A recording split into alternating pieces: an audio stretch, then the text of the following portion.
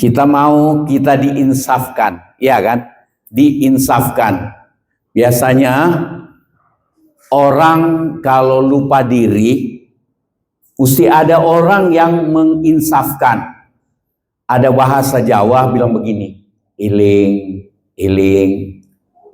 Kadang-kadang kita sudah mau marah ngamuk karena sesuatu, ada orang yang bilang iling, iling.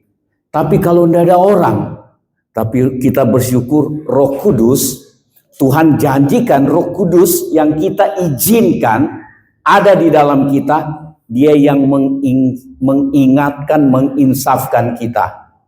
Iling, iling. Ada nyanyian bahasa Jawa, iling, iling, menungso bakale mati. Iling, iling. Nang dunyo piro lawase, iling, iling, bondo dunyo ora langgeng. Derek Gusti langgeng selaminyo. Kalau bahasa Jawa saya masih lebih lancar. Kalau bahasa Madura enggak lulus-lulus sampai sekarang. Toh kayaknya belum sudah direkam ya. Oh iya, saya kira belum direkam. Oke. Yohanes 16 ayat 8. Ini dia. Dan kalau ia atau Roh Kudus datang, artinya memenuhi hidup saudara dan saya, ada hadir di dalam kita, Ia akan menginsafkan dunia akan dosa, kebenaran, dan penghakiman. Diinsafkan. Nah, kita lihat sebentar tuh.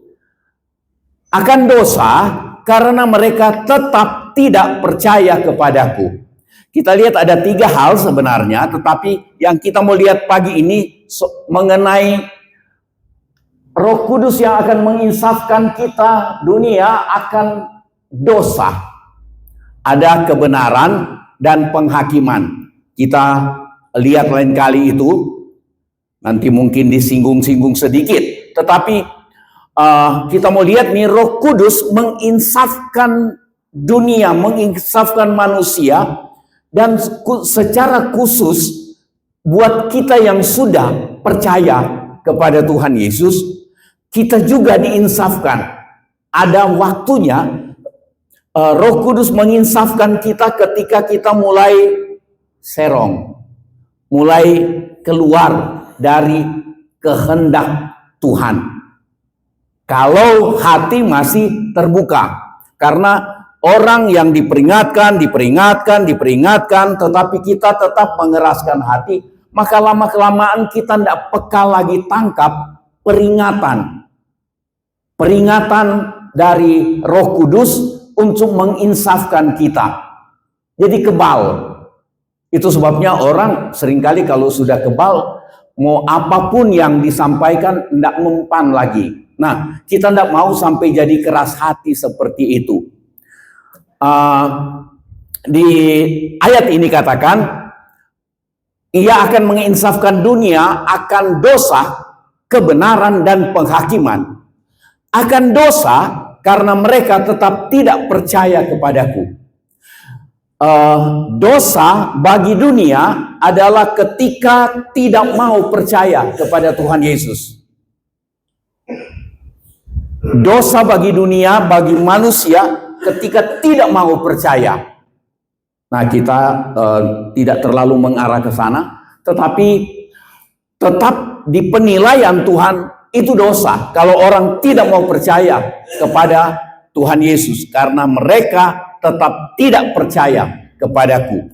Nah, tapi pagi ini kita mau lihat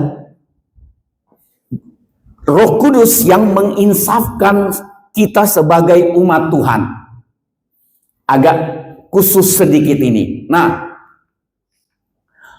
Yohanes 16 ayat 13, kita ingat ayat ini berkali-kali. Tetapi apabila Ia datang, yaitu Roh kebenaran, terus baca ini, Ia akan memimpin, kamu ganti saya. Ia akan memimpin saya ke dalam seluruh kebenaran. Roh Kudus tuntun kita untuk dituntun ke dalam seluruh kebenaran. Itu sebabnya ketika kita mulai mengarah kepada hal yang tidak benar, kebenaran itu adalah kehendak Tuhan. Sesuai dengan firman Tuhan, sesuai dengan kehendak Tuhan. Ketika kita mulai keluar, menyimpang dari kehendak Tuhan, saat itulah Roh Kudus mulai memperingatkan, menginsafkan kita.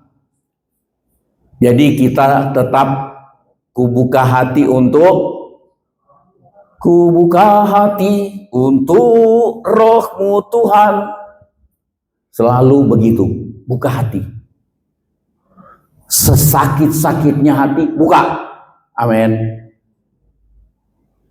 Tapi kalau sekeras-kerasnya hati, tidak bisa dibuka. Karena kita tidak akan buka. Jangan mengeraskan hati, katanya kitab Ibrani. Pada hari ini ketika engkau mendengar suaraku, jangan keraskan hatimu. Tapi sesakit-sakitnya hati, buka hati. Ketika Roh Kudus mau insafkan. Amin. Nah,